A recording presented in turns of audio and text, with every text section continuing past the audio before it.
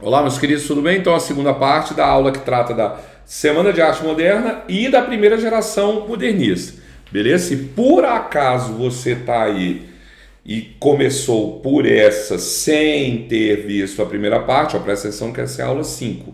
A primeira parte é da aula 4, tá bom? Tanto é que agora eu vou falar já daqui. Então, se você desembarcou nessa primeiro, para tudo, vai assistir a primeira parte e depois volte para cá, tá bom? O nosso ponto aqui é a discussão do que o Oswald de Andrade fala no Manifesto Pau-Brasil. Então, é aqui que ele vai defender toda a estética dele modernista.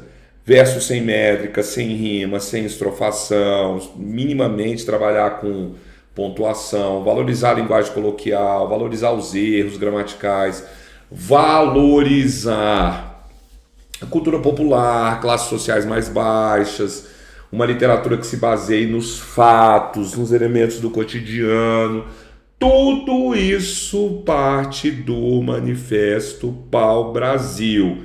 Quando a gente estuda o Manuel Bandeira, e eu falo lá no Manuel Bandeira que o Manuel Bandeira defende as questões do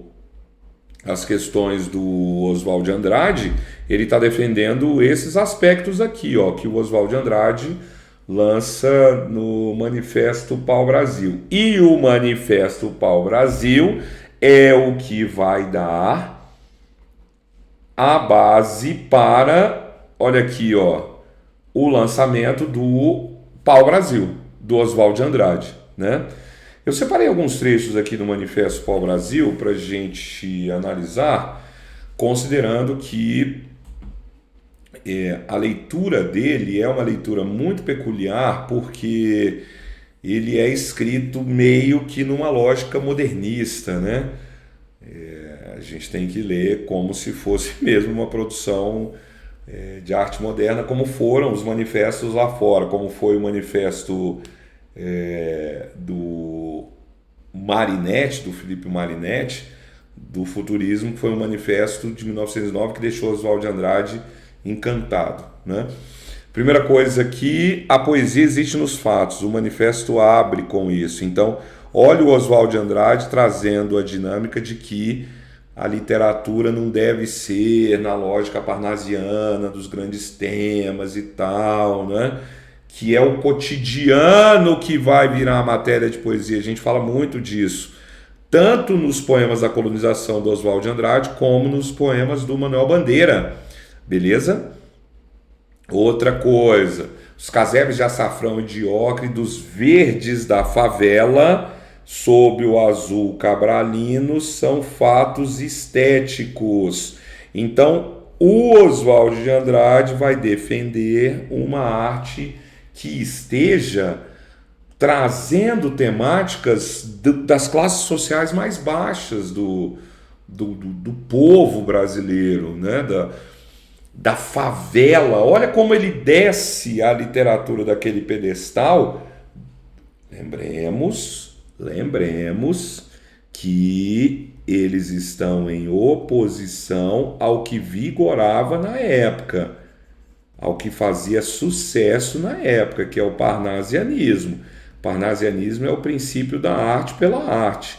Os parnasianos não vão trabalhar questões sociais, cultura popular, nada disso, pelo contrário, né? E na mesma lógica, o carnaval, né? Aqui uma manifestação típica de classes sociais mais baixas, né? Então isso seria Pau-Brasil, né? Ele cria um conceito de poesia de exportação, que é a chamada poesia Pau-Brasil, ó. Então essa poesia Pau-Brasil seria uma poesia de exportação. O que significa isso? É claro que é uma metáfora genial, né? Ele parte do princípio de que o pau-brasil foi o nosso primeiro produto de exportação. Então aquilo que a gente tem genuinamente nosso, nativo, que interessou ao estrangeiro. Beleza? Então a arte pau-brasil seria uma arte genuinamente nossa, que teria a nossa cara e que interessaria o estrangeiro. Ao mesmo tempo que a gente não precisa negar a arte estrangeira. Por isso que ele fala aqui, ó, poesia de importação e a poesia de exportação. Então, o Oswald de Andrade, ele literalmente está falando o seguinte: nós não vamos deixar de ler Shakespeare, nós não vamos deixar de consumir a arte estrangeira, mas ao mesmo tempo queremos ela em pé de igualdade, vou botar o igual aqui, com o que a gente produz, né? E o que a gente produz tem que ser feito com um grau de novidade. Olha aqui, ó, poesia para os poetas, alegria dos que não sabem, descobrem. Então, o que é moderno teria que vir sem influências do que já foi feito, como se fosse pela primeira vez. Por isso que ele fala do ver com olhos livres, né? E por isso que ele fala de nenhuma fórmula. Então, romper com todas as regras, romper com todas as normas é o que Oswald de Andrade defende como princípio de arte para o Brasil, de arte moderna, né? E o que a gente vê lá no Manuel Bandeira também, além do Oswald de Andrade, da defesa da língua do povo, tá aqui, ó, a língua sem arcaísmos, então sem termos muito antigos, sem erudição, a língua do povo, como falamos, como somos, com todos os erros. Então isso é avançadíssimo, avançadíssimo, é das maiores conquistas do modernismo desse momento aí do Oswald de Andrade. E a gente vê, então, tudo isso no belíssimo livro, olha aí, ó, Pau Brasil, que ele também publica lá fora, ele continua em Paris. Nessa época ele era riquíssimo, riquíssimo. O pai era um dos maiores cafeicultores de São Paulo. Quando o pai morre, ele fica vende muita coisa, mas ele fica com a maior fazenda, ele vira fazendeiro. O Oswald de Andrade vira fazendeirão. A Tarsila do Amaral também era filha de cafeicultor. Então aqui há 4 anos antes eles perderem tudo, né? Com a crise do café e a quebra da bolsa. E os poemas A Colonização saem daí. Esse livro ele tem gravuras e ilustrações da Tarsila do Amaral, é belíssimo. A capa foi pensada por ela, olha que capa massa, né? E esse livro é muito raro, porque ele sai numa tiragem pequena. Ninguém lia Oswald de Andrade nessa época, ninguém estava nem aí para ele querendo lê-lo, o cara era muito para frente. E eles se separam, né? Então as edições subsequentes não são essas, não são reimpressões e reedições desse original, né? Por conta da separação, aí não vão mais sair as gravuras e as imagens dela. Então quem tem esse livro vale ouro hoje em dia no mercado de arte, né? Não vou mergulhar no livro porque a gente tem as 2 aulas das análises dos poemas da colonização, que são obras do Paes, que saem daí, né? E chegamos então no ano chave, que é 1928.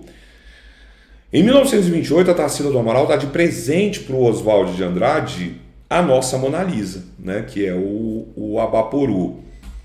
A história do Abaporu é tão entristecedora, porque ele era do Oswald de Andrade. Quando eles se separam, a Tarsila dá para ele. Quando eles se separam, ele até diz para ela ficar com um quadro, mas ela fala, não, ele é seu, né? Eu te dei e tal. Tá bom. Mas pro fim da vida ele vende, precisando de grana.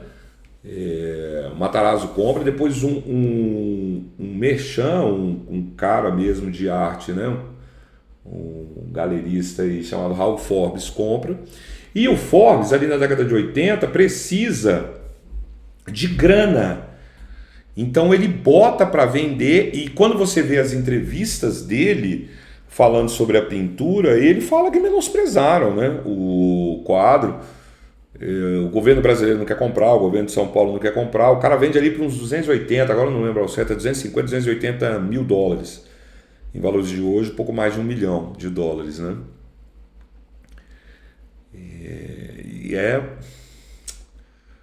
uma pena, assim, sabe? Uma pena, porque o quadro vai parar nas mãos de um colecionador de arte argentino, que é o Constantini, que não tem nada a ver com isso. O quadro foi vendido, né? Enfim, na verdade, peraí, calma que eu me enrolei aqui. Pera. Não é que o Forbes vende por 200 e poucos mil. Ele compra. Pera, o Forbes compra. Deixa eu anotar, porque senão eu me revolto tanto com essa história desse quadro que eu me embolo. Pera, o Forbes pega o quadro por mais ou menos, eu vou botar uns 280 mil dólares, né? Enquanto eu estou falando, para não achar que... né? Vou tirar da imagem aqui, está saindo da minha cabeça. Eu vou buscar aqui, ó, Forbes Abaporu valor. Deixa eu ver por quanto que ele compra. Ele compra, na época isso dava, vamos ver aqui, né? Ó, nossa, que doideira! Eu cheguei exatamente numa reportagem da Veja de 2019, em que é a frase que eu falei dele, ó. Esnobaram o Abaporu. 250 mil. Pronto, tá aqui. Eu falei, quanto? 280? Deixa eu corrigir. Ele compra. Deixa eu apagar. Pô, mas eu errei por pouco, hein, gente? 200 e... Ah, mas tô com a borracha, né? Não vai escrever, não. Ele compra por 250 mil, tá bom? Então, beleza. Aí, né? Ele compra o quadro ali em 80 e... Caramba, eu fechei aqui, né? Ele compra o quadro, ó, Forbes Abaporu, eu acho que é 85. Ele compra o quadro... 84. Caramba, eu tô errando por pouco. Tô errando o tempo todo por 4. Então, em 1984... Por que essas questões são importantíssimas? Porque esse quadro é a nossa Mona Lisa. Essa obra de arte é a obra de arte mais importante do Brasil. E não é nossa, e não vai voltar a ser nunca nossa, né? Então, beleza. Ele compra por 250 mil. Aí ele precisa de grana, né? Num dado momento ele vai precisar de grana. Aí isso é em 84. Em 95 ele põe o quadro à venda, né? Ele está com dificuldades financeiras e tal, aí ninguém quer comprar. Então o que ele faz? Que é comum no mercado de arte. Ele procura uma casa de venda, né? E vai procurar a Christie's, que é em Nova York, para colocar o quadro à venda. A Christie's coloca o quadro para vender e ele alcança o recorde de valor pago à obra de arte nossa. Aí essa eu lembro, é 1,35 milhão. Quer ver? Eu vou até confirmar, já que eu acabei errando por pouco ali. É isso mesmo. 1,35 milhão, né? É o S cifrão, De dólares, beleza? De dólares. Em valores de hoje, isso daria perto de 7 milhões, né, de reais. E ele é vendido para o Constantini, que é um colecionador de arte argentino. Rapidamente o Constantini vai agilizar a criação do Museu de Arte Latino-Americana, Arte Moderna Latino-Americana de Buenos Aires. Ele doa todo o patrimônio dele, ele é um grande colecionador de arte moderna latino-americana. E só para vocês começarem a chorar, esse quadro hoje, em valores de hoje, se ele fosse à venda hoje, né? Ele é patrimônio lá do museu, óbvio que o museu não vai desfazer. Mas se o Louvre vai se desfazer da Mona Lisa? Não vai, né? Não vai. Então, O Malba também não vai se desfazer da nossa Mona Lisa, né? Vocês acham que a Mona Lisa vai voltar para a Itália? Não vai. O Abapuru não vai voltar para o Brasil. Em valores de hoje, esse quadro seria vendido tranquilamente por 75 milhões de dólares. Era para esse quadro estar aqui, né? Uma pena para você vê-lo. Então, vai ter que viajar para Buenos Aires. E esse quadro, essa pintura, é interessantíssima porque quando a Tarsila pinta, ela não coloca nome. E o Oswald de Andrade bate o olho nele e fala: pronto, esse quadro sintetiza tudo que eu venho pensando desde 1912, quando eu voltei da Europa, que é a incorporação de características de arte europeia para produzir uma arte genuinamente nossa. Então, em nenhum lugar do mundo esse quadro vai ser chamado de cubista ou de vanguarda europeia, mas ele tem elementos de cubismo, ele tem elementos de expressionismo, não é? Então a Tarsila consegue incorporar o que há de melhor, vai prestando atenção no que eu estou falando, ela consegue incorporar o que há de melhor na arte de vanguarda europeia para produzir uma arte genuinamente brasileira, né?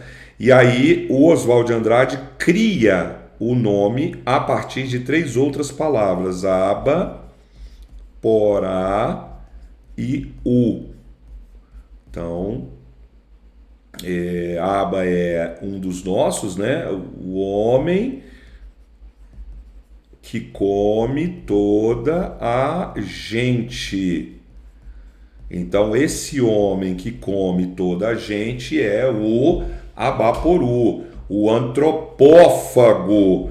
Antropofagia não é canibalismo. Então, antropofagia é quando você pega, num ritual mágico, aquilo que há de melhor no inimigo e incorpora. Então, né, o Tupinambá vai lá comer o Guarani, né?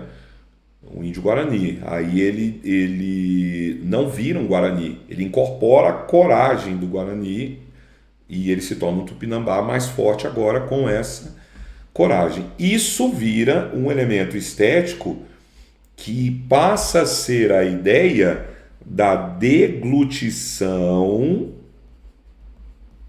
cultural. Então, o que significa isso? Significa que a arte brasileira ela é composta dessa relação de pegarmos o que há de melhor do estrangeiro para produzir algo genuinamente nosso, né? Comer aqui.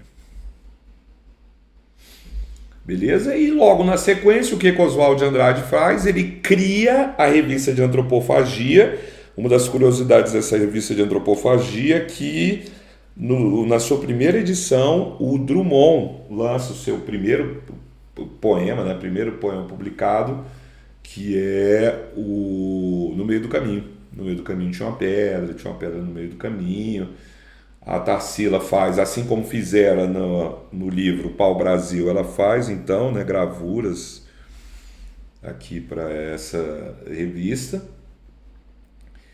E aqui então Oswald de Andrade coloca a síntese do seu pensamento modernista. O Manifesto Antropófago é, de certa maneira, uma sequência natural do Manifesto Pau Brasil. Eles não são opostos, eles são, de certa maneira, complementares. E os dois mais importantes documentos do nosso modernismo. E em alguns trechos aqui do manifesto que é sensacional. Então, só a antropofagia nos une socialmente, economicamente, filosoficamente, artisticamente. A antropofagia que é parte da nossa história, do nosso passado, tem relatos do quientismo, de práticas antropófagas. Então o Oswald de Andrade, brilhantemente, ele cria o princípio de que você não concebe o Brasil sem conceber que estamos falando de uma terra que desde a chegada do português, ela é estruturada de tal maneira que nós somos esse amálgama de coisas de Portugal, dos índios nativos daqui, das pessoas que vão nascer aqui, filhos de portugueses, filhos de índios, do português com a Índia, do português com a negra africana, das nações africanas, porque também vem toda essa questão dos africanos trazidos, né, de suas nações para serem escravizados aqui. Aí as influências múltiplas de vários outros países da Europa. Então o Brasil é a genuína antropofagia, né? Porque o Oswald de Andrade ele parte do princípio de que é muito difícil você chegar naquele... Não, isso aqui é brasileiro e não tem influência nenhuma de quem veio de fora. Muito difícil, né? Mas o Brasil é esse conjunto de coisas que a gente diz que é só daqui. Porque a antropofagia, nesse olhar mais amplo, né, é nós pegarmos o que há de melhor da cultura estrangeira, nós pegarmos o que há de melhor da sociedade estrangeira, nós pegarmos o que há de melhor dos elementos filosóficos e políticos de fora para misturarmos com o que é genuinamente nosso. Esse é o princípio dele, né? E ele diz que assim como nós, o mundo inteiro se constitui com essa incorporação das coisas das outras culturas, né? Ele é genial, né? Porque aí ele também, nessa hora, ele quebra o fato de que há uma coisa original francesa, original alemã, original americana, original chinesa, conversa. Todo mundo, no final das contas, é a incorporação das outras culturas para acrescentar elementos à sua própria, né? Essa frase é maravilhosa. To be or not to be, that's the question, do Shakespeare, vira to be or not to be. O ser ou não ser do Hamlet vira ser brasileiro ou ser estrangeiro para nós, né? Então aqui é maravilhoso, né? O que é genuinamente brasileiro e o que não é. E ele volta então a esse olhar em vários momentos do manifesto, quando ele diz: só me interessa o que não é meu. Então, sou brasileiro e estou de olho o tempo todo no que é interessante, que não é da nossa cultura. Queremos a Revolução Caraíba, maior que a Revolução Francesa, ou a valorização do que é nosso. Todo mundo sabe falar da Revolução Francesa, né? Cai em prova, mas quase ninguém sabe falar da Revolução Caraíba. Então, a unificação de todas as revoltas eficazes na direção do homem. Porque estudar só o que é de fora, né? A gente fala da Primeira Guerra, mas não fala da Revolta dos Guararapes. A gente fala da Revolução Russa, não fala da Farroupilha. Então ele quer juntar tudo, né? Porque no final das contas, como ele disse antes, que a única lei do mundo é a antropofagia, a Europa sem nós não teria sequer a sua declaração dos direitos do homem. Então vejam que o Oswald de Andrade, ele é genial nesse manifesto, né? Mas estava muito à frente do tempo dele. Vocês sabem quando que o Oswald de Andrade vai começar a ser reconhecido? Década de 50 para 60, quando os irmãos Haroldo e Augusto de Campos vão começar a revisitá-lo e a estudá-lo e a pesquisar os livros dele que ninguém lia. E os manifestos dele vão ser a base para a Tropicália. A Geleia Geral do Gil, do Caetano, ela é a antropofagia do Oswald de Andrade. Aí o cinema novo vai beber nessa fonte. Daí em diante, o que nós somos hoje reflete muitíssimo o que o Oswald de Andrade lança aí, provando que ele estava certo mesmo, né? Ele morre sem ser reconhecido. Em 1954, pouquíssimo tempo antes então de ser reconhecido, no leito de morte ele fala assim: o povo ainda há de comer do meu biscoito fino. Muito amarguradamente ele fala isso.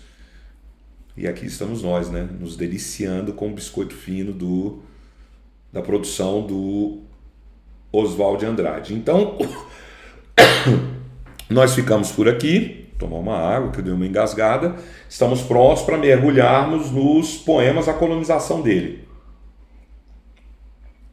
Beleza, meus queridos? Muito obrigado pela aula, um beijo e até o próximo episódio.